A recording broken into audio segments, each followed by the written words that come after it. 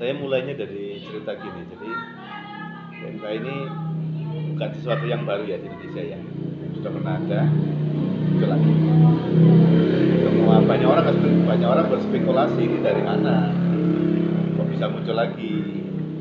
Apa ada yang ngomong ini karena impor daging, ada yang ngomong impor sapi, ada yang ngomong impor kambing hewan ilegal segala macam.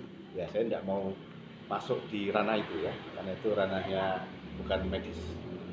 Tapi saat ini yang saya melihatnya itu memang pada awal-awal itu begitu PMK muncul, yang terjadi pertama pasti kepanikan. Pada waktu tanggal 5 diumumkan sudah 2 provinsi. Sampai sekarang sudah 21 provinsi ya kalau nggak salah, dari data yang valid itu kalau kita mau lihat itu adanya di siagapmk.id. Itu datanya akurat di situ. Data versi pemerintah. Sejauh yang saya pahami sudah sampai 219 kota kabupaten.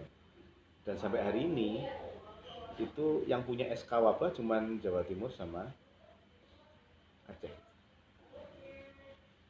Belum dinyatakan sebagai wabah nasional sampai akhirnya kemarin Presiden memutuskan urusan PMK ini diambil alih sama Satgas PMK yang dikepalai oleh Kepala BNPB, Ketua Satgas PMK-nya itu. Akhirnya baru ini aja menjadi wilayah urusan nasional. Tapi selama 1 bulan sebelumnya, mungkin hampir 2 bulan ya, ini hanya menjadi wilayah tertentu saja yang akhirnya karakter virus PMK yang menyebar cepat, luas, dan dampak rusaknya, daya rusaknya sangat besar, itu enggak tertangani dengan sangat cepat. Bahkan stok obat enggak ada. Banyak teman-teman saya yang akhirnya mengeluh, kita mau mengobati pakai apa, nggak ada obat, segala macam ya. Itu terjadi. Nah, sampai kami berinisiatif pada waktu itu membuat komite PMK, Ikatan Dokter Hewan Sapi Indonesia (IDHSI). Itu saya memutuskan komite ini punya tugas cuma satu, yaitu membuatkan protokol, membantu menyiapkan prosedur yang bisa dipakai, baik itu oleh dokter hewan, oleh peternak, oleh petugas untuk menangani ini, baik itu mencegah sampai pengobatan yang simple. Alhamdulillah bisa dipakai rujukan di banyak tempat ya. Tapi ketika PMK ini masuk ke koperasi itu dampaknya sangat mengerikan. Karena produktivitas individual bisa berkurang sampai 80%. Bahkan banyak laporan yang kita dengarkan, kalau sapi itu bunting kemudian melahirkan dalam posisi terinfeksi PMK, itu bisa sampai 0 produksinya, tidak keluar susu sama sekali. Kalau secara umum bisa sampai sampai separuh tuh, sampai 50%. Bahkan kita juga ketemu koperasi-koperasi yang produksinya turun sampai 70%. Ini sapi perah ya? Sapi perah. Kalau sapi potong dampaknya kan juga kita rasakan, banyak yang dipotong. Bobot badannya sapi potong itu kalau dia terkena PMK itu turunnya bisa sampai 100 kilo per ekor. Nah ini kan mengerikan. Sebetulnya akhirnya yang kita rasakan itu kan, kenapa ya kok responnya sangat lambat. Ya responnya sangat lambat. Kecepatan untuk membuat keputusan yang dilakukan oleh pemerintah kita pada waktu itu memang tidak bisa menyamai kecepatan penularan virus. Gitu loh. Semua orang udah tahu ini virusnya menyebar cepat, luas, daya rusaknya besar. Tapi kecepatan memutuskan urusan ini tidak secepat kecepatan virusnya. Itu yang membuat akhirnya kita melihat banyak hal yang semua orang merasakan kegagapan kira-kira ya. Kita beruntung vaksinnya bisa cepat datang ya, sampai nggak sampai 2 bulan ya vaksin datang. Sebetulnya ini lumayan cepat kita impor vaksin itu, tetapi karena virusnya sudah menyebar sangat luas, jadi barangkali sekarang ini tinggal tidak sampai separuh barangkali ya sisa sapi yang belum terinfeksi. Bisa jadi loh ya. Saya juga tidak tahu data detailnya, karena di Indonesia kan kita punya 17 sapi totalnya, 17 juta. Kita punya 17 juta Indonesia. Di Jawa Timur itu ada 5,5 juta sapi. Tapi kalau hewan rentan, sapi, kambing, domba, babi, kerbau itu ada sekitar 10 jutaan. Dan itu kan harus divaksin semua. Kalau itu nggak divaksin semuanya, pasti dia akan muncul lagi gitu. Saat ini vaksinnya di Jawa Timur cuma ada 363.000 dosis. 336.000 dosis itu hanya bisa mengcover sapi perah dan bisa mengcover sedikit sapi potong. Kambing domba belum tercover, babi belum tercover, kerbau belum tercover. Dan itu wajib. Dari sekian populasi yang terdampak itu yang didekatkan ini, mana yang harus diselamatkan dulu? Yang dampaknya paling kelihatan jelas sapi perah. Sapi perah itu wajib jadi prioritas karena hasil dari sapi perah itu harian, sehingga dampaknya itu bisa kelihatannya harian. Kalau sapi potong paling cepat itu hasilnya bisa kita rasakan kalau pengemukan kan 3-4 bulan. Jadi 4 bulan sekali itu baru bisa kelihatan dampaknya. Tapi kalau sapi perah harian, makanya sapi perah wajib pertama kali diselamatkan. Terus yang kedua, setelah sapi perah sapi potong. Setelah itu kambing domba. Kenapa? Karena kambing domba itu relatif tidak berdampak signifikan. Katanya gejala klinisnya tidak nampak ya? Gejala tidak nampak. Tapi yang jadi masalah justru karena gejalanya nggak nampak, jadi membuat kita akhirnya jadi terbuai. Jadi seolah-olah kelihatannya nggak ada. Padahal begitu virus ada di kambing domba tidak berdampak sama dia, tapi virusnya tetap nyebar. Gitu. Protapnya yang dilakukan? Nah, yang kami lakukan ini untuk pengobatan ya, untuk pengobatan. Jadi kami ini membagi gejalanya ke 5 stadium. Tapi antara stadium 1 dengan stadium yang berikutnya itu tidak selalu berurutan. Kadang-kadang stadium yang 3 muncul duluan, atau stadium 4 muncul, stadium 1 cepat, tidak berurutan. Ya, stadium 1 itu kalau dia demam dan tidak mau makan, nafsu makannya hilang, itu kita anggap stadium pertama. Biasanya berlangsung 1-2 hari aja. Setelah itu stadium berikutnya dia akan mulai hipersalivasi, air liurnya berlebih. Nah, itu terjadinya sama, cuma paling terjadinya cuma 1-2 hari aja. Kalau ini nggak segera terselesaikan, teratasi, sapinya mulai dehidrasi. Nah, kalau sapinya mulai dehidrasi, maka stadium 3 akan muncul, mulai lepuh-lepuh sekitar mulut. Bisa jadi bareng lepuh-lepuh kaki, atau lepuh mulut dulu baru kemudian hari berikutnya kaki.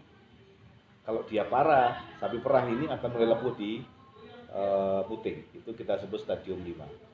Jadi kalau stadium 1 itu cuma demam, nafsu makan hilang, stadium 2 itu sudah mulai hipersalivasi, stadium 3 itu kalau sudah mulai lepuh di mulut, stadium 4 kalau dia sudah mulai lepuh di kaki, stadium 5 kalau lepuhnya di puting. Nah, yang kita lakukan sekarang ini begini, kampanyenya adalah peternak diusahakan untuk bisa melakukan perawatan mandiri. Karena kalau kita mengandalkan petugas dan dokter hewan yang ada sekarang, jumlahnya nggak cukup untuk menangani seluruhnya sendirian dengan tenaga medis itu. Kecepatan penularannya sangat dahsyat, daya rusaknya sangat dahsyat, dan hampir semuanya kena. Kita menyebutnya morbiditas, tingkat kesakitan itu hampir 100%. Jadi kalau di sini ada 2000 sapi misalnya ya, di Bendosari ini, maka dalam waktu prediksi saya maksimal 1 bulan itu hampir 100% akan kena. Dengan jumlah tenaga medis, kedokteran hewan, dokter hewan maupun para medis veteriner yang ada, nggak cukup untuk mengatasi seluruhnya. Sehingga yang kita kampanyekan kan bagaimana caranya peternak itu mandiri, gitu loh. Karena pada dasarnya kan ini kalau bahasa sederhananya ya, sapinya sariawan sehingga nggak bisa makan. Kalau nggak bisa makan, produksi berhenti, ya, atau turun. Yang kedua, sapinya lepuh di kuku, sakit kuku, sehingga logikanya dia nggak bisa berjalan atau nggak bisa berdiri. Ya, kalau dia lepuh di puting, logikanya dia tidak akan bisa berjalan.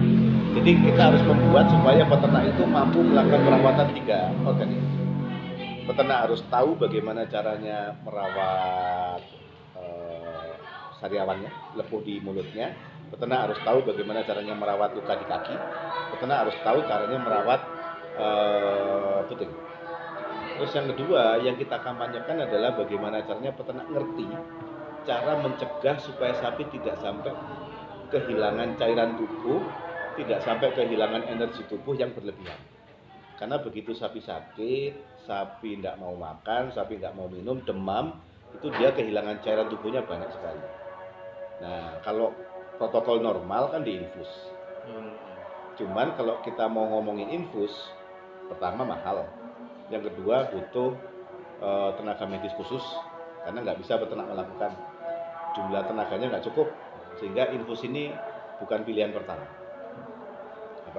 Infus ini menjadi bisa dilakukan kalau ada tenaganya.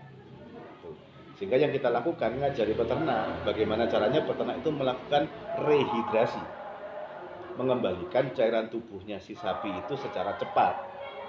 Pada dasarnya itu yang harus kita sampaikan, peternak harus ngerti bagaimana caranya merehidrasi cepat. Yang kita lakukan bisa beberapa pilihan. Intinya air masuk. Oke. Jadi peternak bisa melakukan dengan cara memasukkan air. Kalau peternak punya kemampuan bisa memasukkan air pakai selang. Atau kalau nggak bisa melakukan, bisa melakukan drenching ya, cangklong begitu. Tapi cairan yang masuk ke dalam tubuhnya sapi itu jangan cuma air, gitu. Kita menyebutnya PMK booster. Istilah saya PMK booster. PMK booster ini kita pakai campuran beberapa kombinasi ya, intinya elektrolit harus masuk, sumber energi harus masuk, kemudian mineral, vitamin harus masuk, dan anti stres harus masuk. Kita formulasikan untuk dimasukkan ke peternak, ke sapinya lewat drenching cangklong tadi itu. Peternak bisa melakukan sendiri sebenarnya. Ya, kita bisa menyarankan begini, kalau kita ngomong elektrolit, oralit, bisa pakai gula dan garam. Gulanya cukup setengah kilo, garamnya 100 gram, masukkan ke air itu. Peternak bisa menambahkan multivitamin, multimineral, premix yang beredar di masyarakat itu cukup 1 sendok masukin. Kemudian peternak juga bisa menambahkan anti stres. Kami menyarankan pakai sodium bikarbonat. Bahasa normalnya itu soda kue. Itu nanti akan membantu memberikan suplai elektrolit, suplai energi, plus anti stres. Kenapa kok kita perlu anti stres? Karena ini sapi ruminansia. Ruminansia itu harus dijaga supaya perutnya, asam lambungnya, pH rumennya itu stabil. Caranya sudah kue. Ruminansia. Sapi itu ruminansia, ya. Kita harus menjaga supaya ruminansia ini nggak stres.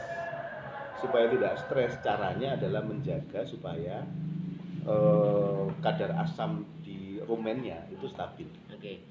Yang membahayakan itu ketika terkena di stadium berapa atau yang sampai menimbulkan kematian. Oke. Kalau yang menimbulkan kematian itu kalau muncul lepuh-lepuhnya parah. Karena kalau lepuh-lepuh parah itu artinya jumlah virusnya sangat banyak. Itu artinya peradangannya sangat banyak. Yang berbahaya adalah kalau peradangannya sangat banyak, virus ini bisa masuk pembuluh darah. Kemudian dia akan ngumpul di organ tempat ngumpulnya darah. Di mana itu? Di jantung.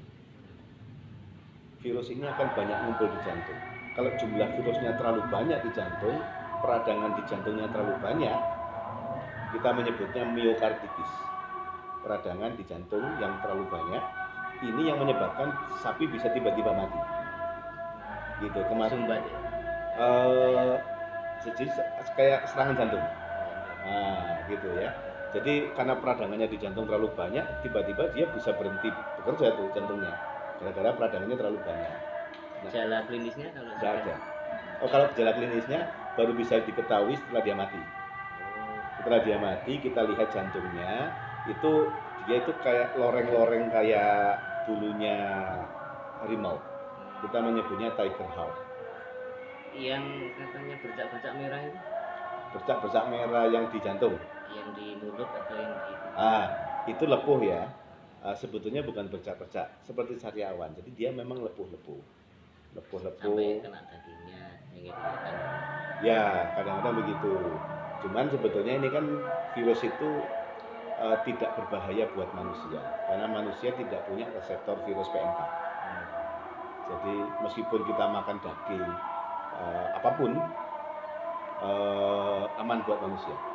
Tetapi memang pemerintah menyarankan kalau kita motong sapi kurban kok dilala sapinya pas PMK, sebaiknya organ-organnya itu dimasak sebelum dibagikan. Kenapa? Bukan karena berbahaya buat manusia, tapi kalau organnya itu dibiarkan begitu, organ itu kan isinya virus. Dia bisa mencemari lingkungan, sehingga bisa menular ke hewan yang lain. Gara-gara itu, gitu loh. Oke, kekuatan sapi, kekuatan tubuhnya antara stadium awal Ya. dengan sampai bisa menyebabkan kematian ini berapa hari? Tidak fix harinya, tapi pengalaman di lapangan yang kita amati antara hari ke-5 sampai hari ke-10. Dalam hitungan 10 hari ya, 5 Ya. sampai 10. Antara hari ke-5 sampai hari ke-10. Artinya ketika misalnya sudah benar-benar kena Ya. tapi pengobatan penanganannya harus cepat. Harus cepat. Masa kritisnya itu 7 hari. Ya, masa kritisnya 7 hari. Jadi kita harus memastikan selama 7 hari itu sapinya tidak sampai dehidrasi. Rehidrasi, drenching tadi, PMK booster tadi, itu yang kita masukkan. Nah, formulanya terserah. Memang kami memiliki formula tersendiri ya, tapi peternak juga bisa diajarkan untuk bikin formula versi peternak. Dan sebetulnya tidak jauh berbeda efeknya, bisa saja nggak ada masalah. Ya. Ada yang berkembang di kalangan peternak itu kan intinya ini bisa dicoba pakai ramuan ini, obat ini. Ya, gini. Kami ini dokter hewan ya, Pak. Kami terbiasa bekerja dengan prosedur, ya, SOP. Orang bisa boleh mencoba-coba, tapi kami tidak menyarankan untuk coba-coba karena ini bukan penyakit baru. Metode yang sudah terbukti berhasil itu di dunia maya banyak sekali, dan kami sudah membuatkan protokol dan boleh dipakai oleh siapapun, terbuka, di-download gratis di websitenya IDHSI. Jadi kalau kita bisa lihat www.idhsi.org /berita, itu SOP-nya bisa di-download gratis di situ. Bisa diikuti. Kalau kesulitan bisa menghubungi dokter. Baik, ada pengobatan, perawatan, ada vaksinasi, Ya. ada biosecurity. Ya. Ini gimana nih? Oke. Nah, pengobatannya tadi baru ngomong sariawan ya. Setelah itu prinsipnya kalau sariawan itu dibersihkan dulu mulutnya, dicuci. Kita bisa punya pilihan pakai air garam bisa, pakai air sitrun bisa, pakai air soda juga bisa, dicuci, direhidrasi. Yang kedua, perawat peternak harus tahu caranya ngobati kuku yang tidak membutuhkan antibiotik, karena kita sapi perah ini nggak boleh pakai antibiotik, Pak. Nah, kami memformulasikan mineral, memang mineral-mineral tertentu diformulasikan, kita sebutnya Clopasta, itu yang bisa dipakai sama masyarakat untuk mengobati lukanya dan bisa mandiri peternak. Jadi nggak perlu suntik sana, suntik sini, nggak perlu nunggu petugas, cukup pakai itu, tergantung lukanya, cukup ditaburi saja. Kalau berat diperban, kalau nggak berat cukup ditaburi. 2 hari sekali, 3 hari sekali. Pengalaman kami 3 kali treatment sudah bisa sembuh. Artinya begini, kalau sariawannya selesai, kukunya selesai, kan sapinya bisa makan lagi, bisa berdiri lagi, selesai masalah. Begitu kan? Karena ini kan virus, jadi kita nggak bisa ngobati virusnya. Yang bisa kita obati adalah gejalanya yang muncul. Oke? Nah, terus ngomongin masalah biosecurity. Biosecurity ini gampang-gampang susah. Di Indonesia yang aman dari PMK ini adalah peternakan-peternakan besar yang berpagar, yang orang nggak bisa sembarangan keluar masuk, yang bisa dijaga. Kalau orang masuk, dibersihkan virusnya dulu baru bisa masuk. Jadi peternakan-peternakan seperti Greenfield mungkin ya, Raffles itu relatif aman, dan farm-farm yang kayak gitu relatif lebih aman saya melihatnya, karena belum ada laporan ya. Karena begitu. Nah, apa sih yang mereka lakukan biosecurity? Biosecurity itu mengamankan dari ancaman biologis. Ya, kalau sudah peternakan besar itu sudah melakukan level 3. Level 3 itu maksudnya begini. Kita masuk, sebelum masuk harus disemprot desinfektan dulu. Kemudian masuk ruangan khusus, mandi dulu. Kayak COVID ya, Pak? Iya, ganti baju dulu, disemprot desinfektan lagi, baru masuk. Iya. Nah, gitu. Nah, kalau misalnya ini bisa dilakukan sama peternak-peternak di masyarakat kita, ya bisa. Tapi kan kalau peternak rakyat kan nggak bisa begitu. Iya. Sehingga yang kita sarankan supaya ini nggak cepat meluas berkembangnya, yang kita lakukan adalah menyarankan biosecurity versi peternak. Apa itu? Yang kita sarankan pertama, biasakan cuci tangan, prokes. Biasakan sebelum masuk kandang, semprot dulu desinfektannya ke tubuhnya peternak tuh. Nah, kalau ya biasakan sebelum berkunjung ke tempat penampungan susu, semprot dulu. Milk can sebelum disetorkan, semprot dulu. Semua alat-alat yang mau dipakai masuk kandang disemprot dulu. Jadi prinsipnya adalah sebelum berinteraksi dengan sapi, disinfeksi. Tadi katanya antibiotik nggak bisa, nggak boleh berbahaya untuk sapi perah. Ya. Kalau disinfektan, Disinfektan itu tidak masalah. Disinfektan tidak akan mengganggu sapi, tapi harus milih disinfektan yang tepat. Karena tidak semua disinfektan bisa dipakai buat PMK. Gitu. Disinfektan yang kemarin bisa dipakai untuk COVID, tidak semuanya bisa dipakai buat PMK. ya, pengobatan itu kan kasuistik ya. Ya. Nah, yang sifatnya masif begini ini, vaksinasi itu memang Vaksinasi itu wajib. syarat. Vaksinasi wajib. Tapi begini, aturan main vaksinasi. Yang pertama, vaksin itu bukan obat. Jadi dia tidak akan berefek untuk sapi yang sakit. Sapi yang sakit tidak kita vaksin. Sapi yang sakit fokus pengobatan sampai sembuh. Kalau dia sudah sembuh, dia akan punya kekebalan. Dan kekebalan ini insya Allah bertahan sampai 6 bulan. Jadi kalau sapi yang sakit begitu. Sapi yang sehat kita vaksin. Pedet kita vaksin yang belum pernah sakit. Mulai umur 2 minggu pedet boleh divaksin. Gitu. Sapi yang sudah sembuh tidak kita vaksin. Karena kalau sapinya sudah sembuh, dia sudah punya kekebalan yang akan bertahan sampai 6 bulan setelah dia sembuh. Jadi kalau dia mau divaksin, tunggu 6 bulan, divaksin lagi.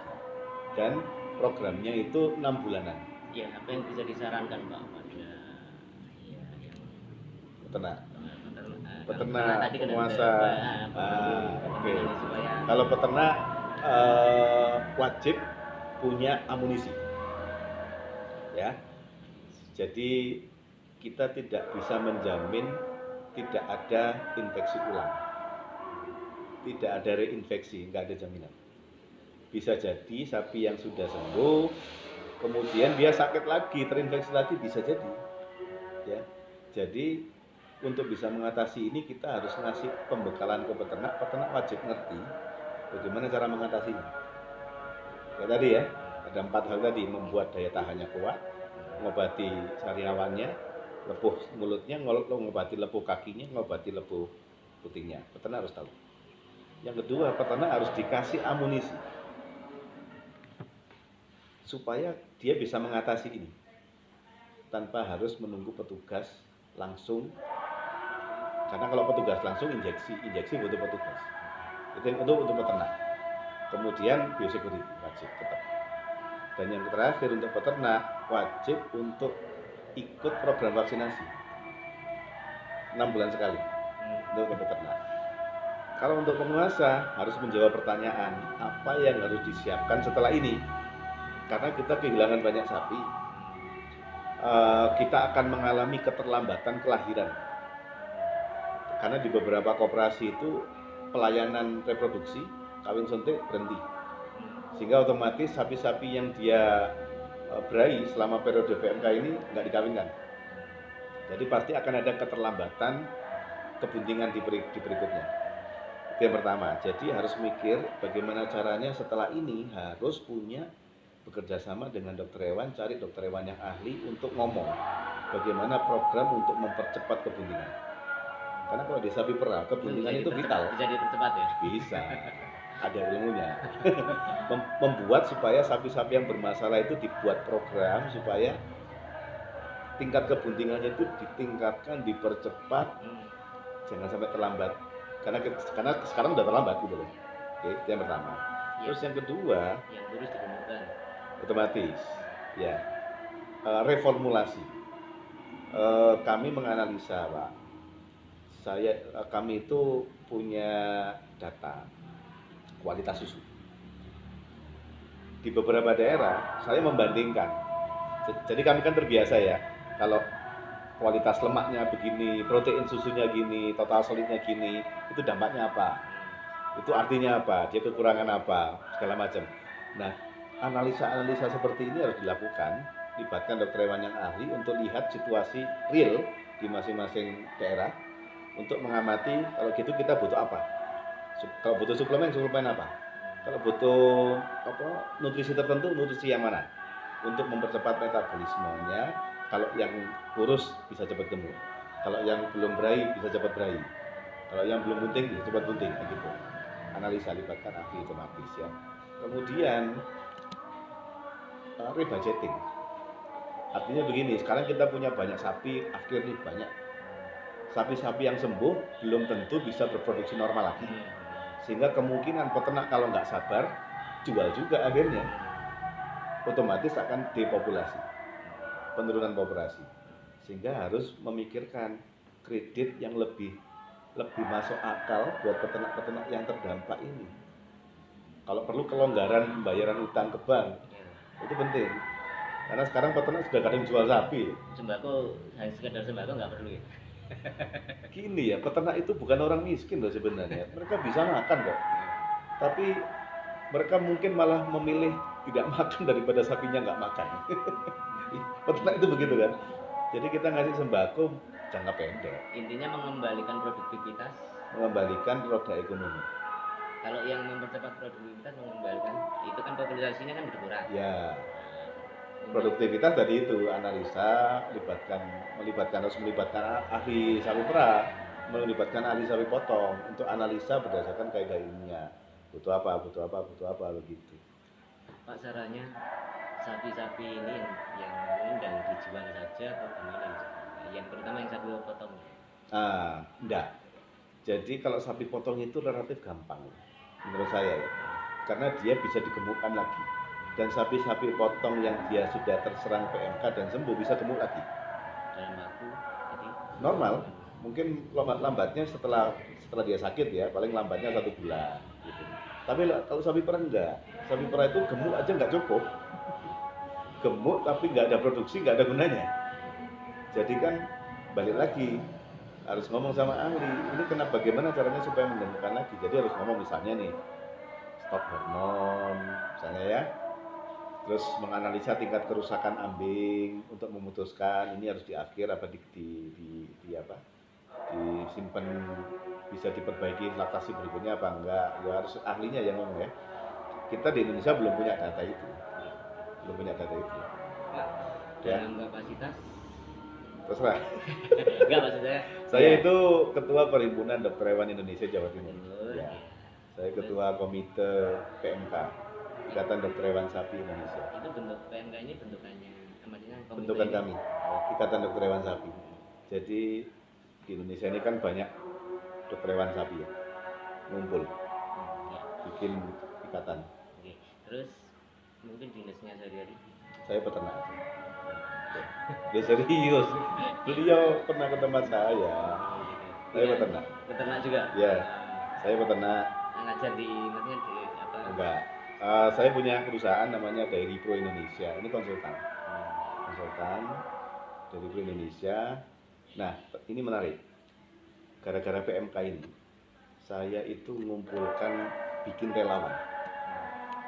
Saya meng-hire beberapa dokter hewan yang kami bayar hanya untuk menjawab pertanyaan masyarakat tentang PMK ini secara online.